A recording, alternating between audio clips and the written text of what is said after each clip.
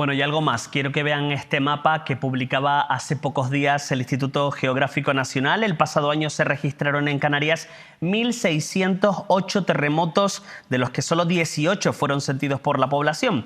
La sismicidad en el interior de la isla, según el IGN, fue en Tenerife de 517 movimientos y en La Palma de 159. Vamos a hablar de esto, de lo que está sucediendo en el Teide, con Stavros Medetlidis, que es vulcanólogo del Instituto Geográfico Nacional. Señor Medetlidis, ¿qué tal? Muy buenas noches. Hola, buenas noches. Encantado de saludarle. ¿Qué está pasando en el Teide? Así como primera pregunta general. Yo digo, está pasando lo que tenía que pasar en una zona volcánica activa, que cada X tiempo, que no podemos definir todavía el periodo o la recurrencia de esos fenómenos, pues tenemos una actividad sísmica, podemos tener un poquito de aumento de emisión fumarólica o incluso una poca deformación. Yo leí hace poco que ustedes mismos hablaban de una situación anómala. ¿Qué quiere decir eso? Sí, obviamente es anómala porque la vigilancia volcánica en Tenerife o en las islas empieza así como la conocemos ahora, hace más o menos 20 años, ¿no? Entonces no sabemos, en esos 20 años no hemos registrado algo parecido, pero tampoco sabemos si antes de esos 20 años ha ocurrido algo parecido. Puede ser que es una actividad cíclica del propio complejo o puede ser algo muy aislado, ¿no? Lo que está claro es que con la instrumentación que nosotros tenemos instalada tanto en Tenerife o en las demás islas, pues no es algo que registramos cada día o cada mes.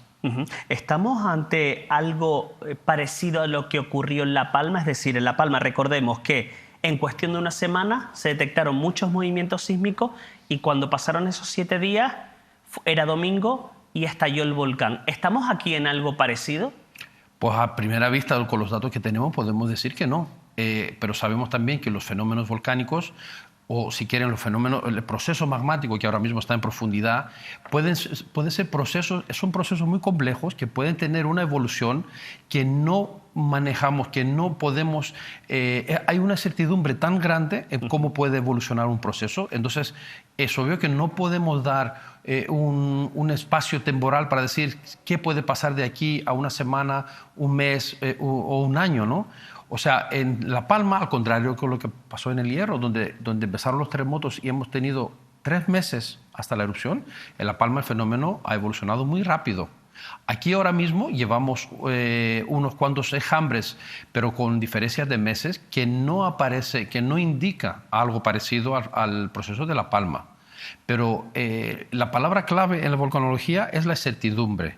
O sea, hay el acceso de magma a la superficie o tener una erupción a la superficie depende de tantos parámetros, de tantos factores, que si no tenemos los datos completos o si no tenemos una actividad prolongada en el tiempo, es muy difícil no de predecir, diría de estimar. Es decir, sería la palabra imposible de decir tal día y a tal hora va a erupcionar, en este caso, el Teide. Cualquier volcán. Cualquier volcán, menos volcanes que ya sabemos, no aquí en España, pero en otros países, donde tienen un comportamiento muy parecido. Por ejemplo, de Islandia, ¿no?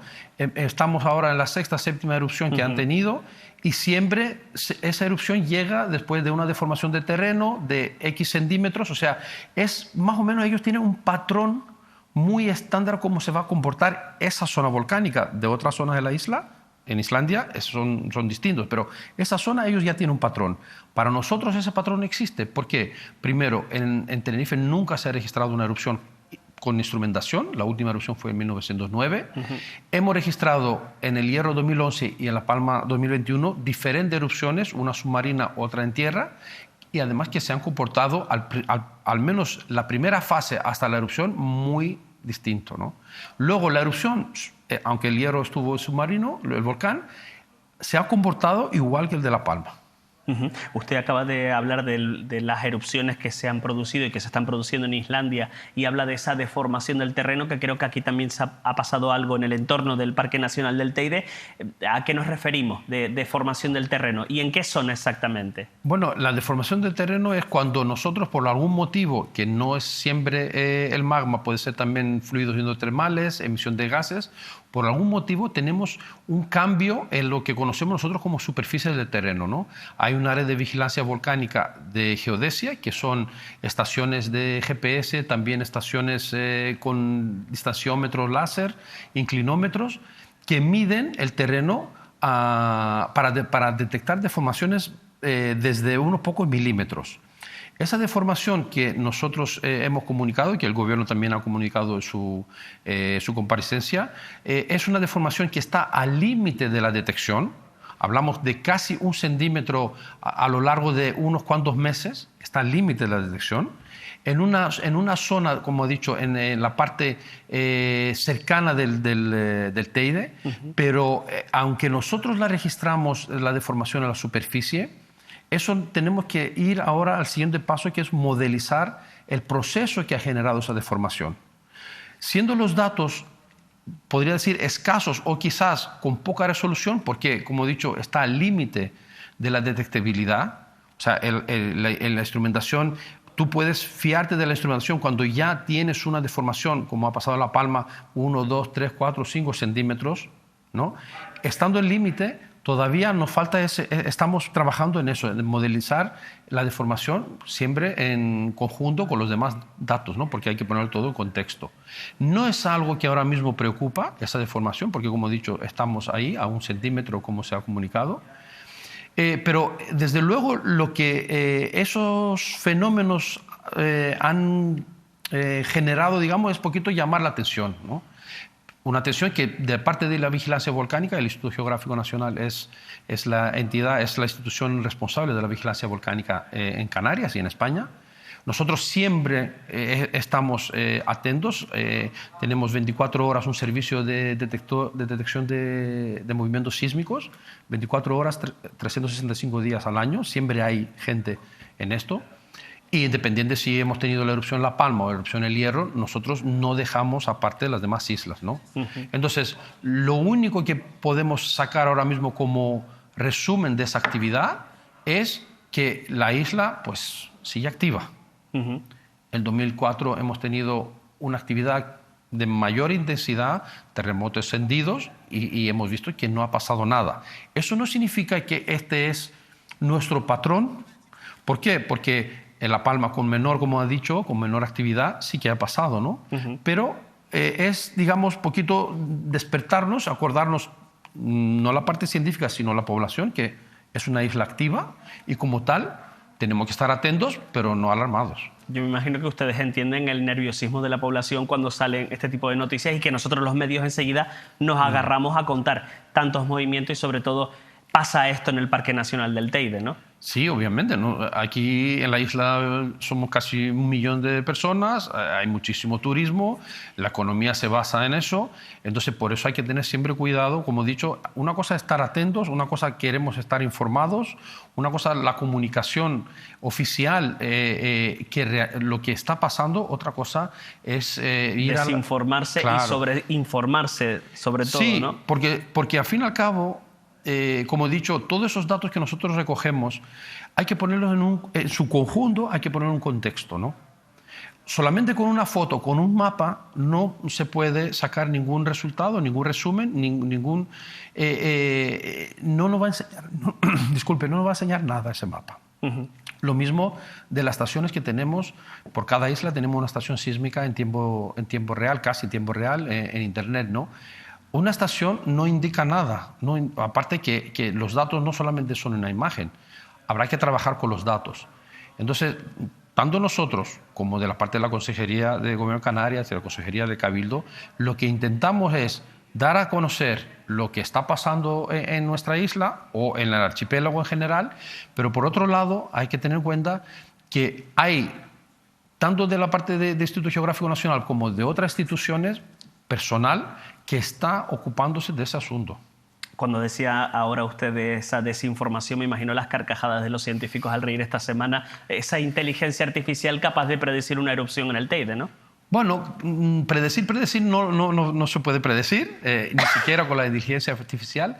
A lo mejor sí, si llega un momento de tener datos, ¿no? Al fin y al cabo, la inteligencia artificial hay que alimentarla con datos. Y el único dato que se alimenta es una pregunta que se basa, la inteligencia artificial, de la historia volcánica de la isla, también limitada, ¿no? Porque hay que tener una mirada crítica y hay que saber valorar y ponderar, dar un peso determinado a ciertos parámetros, ¿no? Eso quizás son de las cosas que sí alarman a la población, cosas que, o generar escenarios sin tener datos, o sea, generar un escenario solamente trazando 3 líneas con 5 terremotos que se ha registrado, tampoco ayuda a la población, ¿no? Entendemos que la población demanda información, por eso además dentro del propio PEVOLCA se habla de una reunión periódica, si no hay erupción, una reunión periódica al año para ponerse al tanto de lo que está pasando, los datos, la instrumentación, todo eso, pero recurrir a profecías, por llamarlo de alguna manera, ¿no? o predicciones sin tener una base o un argumento científico es muy peligroso. Sobre todo cuando, por el otro lado, hay personas que ni siquiera están dentro de ese cuerpo científico que maneja los datos, ni siquiera se le está compartiendo datos, ¿no? Eso es muy, muy peligroso. Y una cosa, porque siempre hay como muchas dudas con esto. Cuando se habla de movimientos en el entorno del Parque Nacional del Teide en general, uno piensa en que la erupción va a salir por el cráter. ¿Puede salir por el cráter o puede buscar otro camino? Sí, puede buscar cualquier camino. Cuando el magma empieza a subir hacia la superficie a profundidades menores, ya es un juego de tirar y aflojar. O sea, el magma está buscando el punto más débil de la estructura. El punto más débil de la estructura en un momento determinado puede ser el cráter, puede ser la base del Teide o puede ser la pared de la caldera o fuera de la caldera. Tenemos que entender que el material para dar esas erupciones en la isla, y no hablo ahora, sino hablo desde la construcción del edificio insular, desde el fondo marino, pues llega de profundidades mayores de 10, 15, 20 kilómetros. Entonces, si proyectamos esa subida de ese material desde esa profundidad, podemos entender que con un cambio de 1 o 2 grados desde la profundidad, abrimos un abanico muy amplio. Claro, 10 kilómetros. Claro. Desde abajo hacia arriba nunca va a ser en línea recta. Exacto, nunca es línea recta. Y digamos una cosa, porque ¿qué zonas son más propicias para la erupción en Tenerife? Porque recordemos que cuando La Palma, ustedes sí que dejaron muy claro que iba a ocurrir sí o sí en la zona sur de la isla de La Palma. En este caso, en Tenerife, ¿cuáles son las zonas más propicias? Bueno, en La Palma podría decir que la propia isla, por la construcción, por tener la Cumbre Vieja, que era la parte más activa a los 125.000 años, pues era algo, entre comillas, obvio, ¿no? Que íbamos a tener la erupción. Además, la historia que conocemos de La Palma los últimos 500 años siempre hemos tenido las erupciones ahí, si vamos más atrás también. Aquí en Tenerife es algo más complicado, diría, ¿no? Porque por el estudio geológico que se han hecho, pues se han detectado unas dorsales donde tenemos las erupciones históricas, que es la dorsal hacia Santiago del Teide y la dorsal hacia La Esperanza, donde tenemos concentradas las erupciones históricas fuera de la caldera. Pero dentro de la caldera también tenemos erupciones históricas, como la de Narices del Teide, pero también prehistóricas, como Montaña Blanca, Lavas Negras, y luego los domos, que son esos edificios en la base del Teide, ¿no? Entonces, hay zonas que podríamos decir que es casi imposible, como la parte norte de la isla, Naga, por ejemplo, que parece que los últimos 9, 10 millones de años no hemos tenido una erupción en ese edificio. Luego, a partir de del